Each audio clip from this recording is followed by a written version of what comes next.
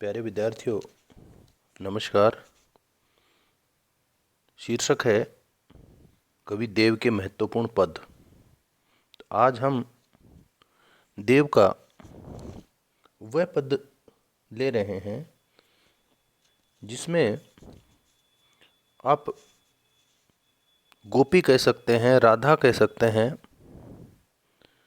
लेकिन उस नायिका का चित्रण है जो समस्त सांसारिक मर्यादाओं को, समस्त सांसारिक बंधनों को छोड़कर, तोड़कर और पूरी तरह से श्री कृष्ण की भक्ति में कह लीजिए या प्रेम में कह लीजिए, रक्त डूबी पड़ी है। और उस वो जो राग है, वो जो प्रेम है, वो अनन्य है। इसलिए ये पद बहुत महत्वपूर्ण है। पद इस प्रकार है। कोऊ कहो कुलटा, कुलीन अकुलीन कहो, कोऊ कहो रंकिनी कलंकिनी को नारी हो, कैसो परलोक नरलोक बरलोकन में, लीनो मैं अलोक लोक लोकन ते न्यारी हो, तन जाही मन जाही देव गुरु जन जाही, जीव क्यों न जाही टेक टरती न टारी हो, वृंदावन वारी बनवारी की मुकुटवारी, पीत वटवारी पीत पटवारी, वही मूर्ति पे वारी हो।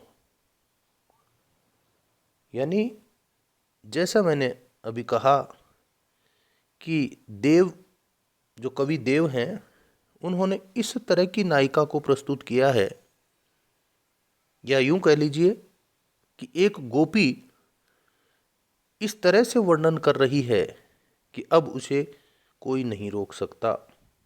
अब वो उसने अपने आप को श्री कृष्ण की भक्ति में, श्री कृष्ण के प्रति उसके हृदय में जो लगन लगी है, उस लगन को कोई नहीं रोक सकता।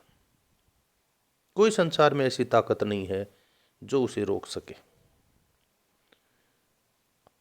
देखिए पद, को कहो कुलटा। अब किसी भी नारी के लिए, किसी महिला के लिए उसे कुलटा कहना, कुलटा अपने आप में गाली है। वो महिला जो चरित्रहीन है, जिसको लोक लज्जा का ध्यान नहीं है, जो विपरीत धारा में चलती है, जो व्यभिचार करती है, ऐसी नारी को कुलटा कहा जाता है। और इससे बड़ी कोई किसी महिला के लिए गाली नहीं है। लेकिन उसके लिए सबसे पहले शुरू में ही, आरंभ में ही, ये जो प्रेमासक्त गोपी है या राधा है, वो स्पष्ट कह रही है कि मुझे चाहो तो उल्टा कहो, मुझे क्या फर्क पड़ता है। कुलीन अकुलीन कहो, तुम जैसा समझते हो। मुझे यदि अच्छे कुल वाली समझते हो तो कुलीन कहो, और तुम्हें लगता है कि मेरा कुल, मैंने कुल का नाम बदनाम कर दिया, या मेरा कुल ही, मेरा खानदान ही ऐसा है, तो मुझे एकुलीन कह दो, या ऐसे बुरे कुल वाली कह दो। दूसरी पंक्ति में कोऊ कहो रंकिनी कलंकिनी, कोई चाहे मुझे रंकिनी कह दे। रंकिनी रंक का स्त्रीलिंग रूप, रंक यानी भिखारी, जिसके पास कुछ भी नहीं है, जो गरीब है। लेकिन वो कह रही है मुझे फर्क नहीं पड़ता। कलंकिनी यानी जिसके ऊपर किसी तरह का कोई आक्षेप है, किसी तरह का कोई दाग लगा हुआ है, किसी तरह का कोई आरोप है, तो मुझे चाहे चाहे आरोपों से मंड दो, मुझे कलंकिनी कह दो। कुनारी हो, और बुरी से बुरी स्त्री कह दो। कुनारी हो मतलब मैं स्वयं के लिए, मुझे खुद को। तो दोनों पंक्तियों में बिल्कुल स्पष्ट है कि मुझे आप जो चाहो कहो, चाहो तो कुलटा कहो, कुलीन कहो, अकुलीन कहो, भिखारिन कहो, कलंकिनी कहो, और यहाँ तक बुरी से बुरी स्त्री कहो। कैसो परलोक नरलोक बरलोकन में, अब यहाँ परलोक, नरलोक और बरलोक की बात आ रही है। बरलोक मतलब श्रेष्ठ लोक। वर्जन वर से बर, वर श्रेष्ठ, सुंदर। अब एक दर्शन है, एक सिद्धांत है जिसके अनुसार ये कहा जाता है कि व्यक्ति जो इस नरलोक में जो अच्छे कर्म करता है, अच्छे कार्य करता है, उसके अनुसार उसका कल्याण होता है, उसको मोक्ष मिलता है। मृत्यु के बाद में उसको स्वर्ग नरक की उसके कर्मों के अनुसार प्राप्ति होती है। तो आज यदि कोई अच्छा कार्य करेगा तो उसे स्वर्ग लोक मिलने की पूरी पूरी संभावना रहेगी। लेकिन यहाँ पर ये जो प्रेमासक्त गोपी है वो कह रही है कौन सा परलोक, नरलोक। ये जो नरलोक है जिसमें लोग रहते हैं, जिसमें मनुष्य रहता है, अर्थात धरती, बरलोकन में, यानी जो तुम समझो कि कौन सा लोक ठीक है, कौन सा बुरा है, कौन सा अच्छा है, कह रही है मैं तो इनके बारे में सोचती ही नहीं। मैं लोक लोकन ते न्यारी हूं, यानी ये जो लोक लोक वाला जो विचार है ना, ई लोक, ऊ लोक, परलोक, नरलोक, इससे तो बिल्कुल न्यारी हूं, मैं तो अलग हूं, मैं इसके बारे में सोचती ही नहीं हूं। तो कौन सा बंधन रोकेगा मुझे। इसके बाद आगे वर्णन करती हुई कह रही हैं तन जाही मन जाही। अब इस समर्पण के लिए चाहे मेरा शरीर चला जाए, चाहे मेरे प्राण चले जाएं, मेरे शरीर का नाश हो जाए, मुझे चाहे कितने ही कष्ट मिलें, और मेरा मन मारा जाए, चाहे मन को चाहे कितनी ही तकलीफ हो, मेरा मन चाहे बर्बाद हो जाए। देव गुरुजन जाही, और अब इससे आगे और क्या बात होगी, मुझे कोई परवाह नहीं है किसी दूसरे देव की, या देवजन, देव गुरुजन,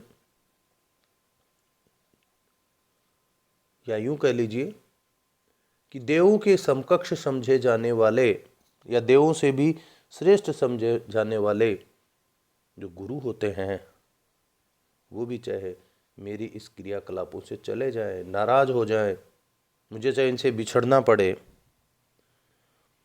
आगे की पंक्ति में कह रही हैं जीव क्यों न जाही, यानी इसके लिए चाहे मेरे प्राणी क्यों न चले जाएं, टेक टरती न टारी हो, मुझे जो टेक लगी है, टेक मतलब लगन, टरती मतलब टाली, न टारी हो, मेरे टालने से भी ये लगन नहीं टल सकती। लगन किसके प्रति, अंतिम दो पंक्तियों में बिल्कुल स्पष्ट कर दिया। वृंदावन वारी, मैं वारी जाती हूं उस वृंदावन में, वृंदावन पर, जहां मेरे इष्ट या मेरे प्रिय श्री कृष्ण रहते हैं, उस वृंदावन पर मैं वारी जाती हूं। मैं वारी जाती हूं बनवारी की मुकुटवारी, जो उसने सुंदर सा मुकुट पहन रखा है, या दूसरे शब्दों में कह लीजिए कि सुंदर सा मुकुट धारण किए हुए भगवान श्री कृष्ण जो वृंदावन में रहते हैं, उन पर मैं वारी जाती हूँ, उन पर मैं प्राण न्योछावर करती हूँ।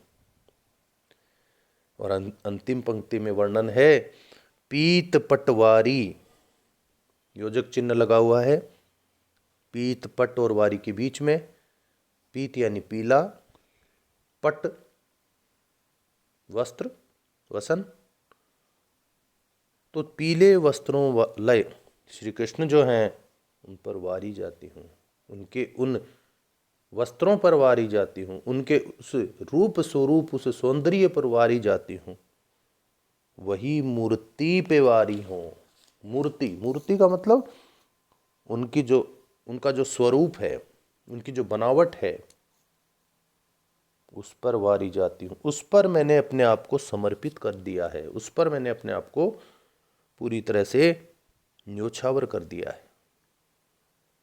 तो भगवान श्री कृष्ण के अलावा मैं किसी भी दूसरी सांसारिक वस्तु या किसी भी सांसारिक विधान के प्रति सोच भी नहीं सकती, या मुझे इन सब चीज़ों से कोई लेना देना ही नहीं। तो बहुत सुंदर पद है, एक ऐसा पद जिसके अंदर भगवान के प्रति कितनी लगन लग सकती है, या कितनी एक साधक पराकाष्ठा तक जा सकता है। और सही मायने में साधक भी वही होता है जो उस पराकाष्ठा को प्राप्त करता है। तो यहाँ पर जो गोपिका है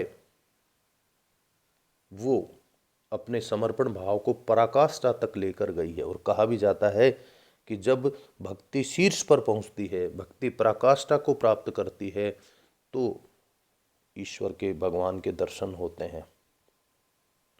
तो देव ने यहाँ पर श्री कृष्ण के प्रति, राधा कह लीजिए या किसी दूसरी गोपी को कह लीजिए, उसका जो समर्पण है उसको बहुत सुंदर शब्दों में यहाँ पर हमारे सामने प्रस्तुत किया है, चित्रित किया है।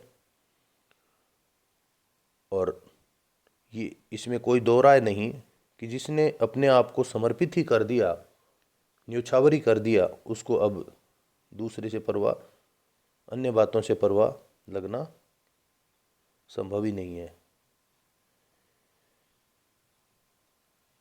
और पद को देखने पर बिल्कुल स्पष्ट है,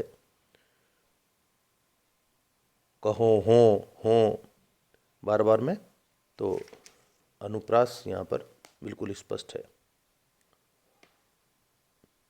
धन्यवाद।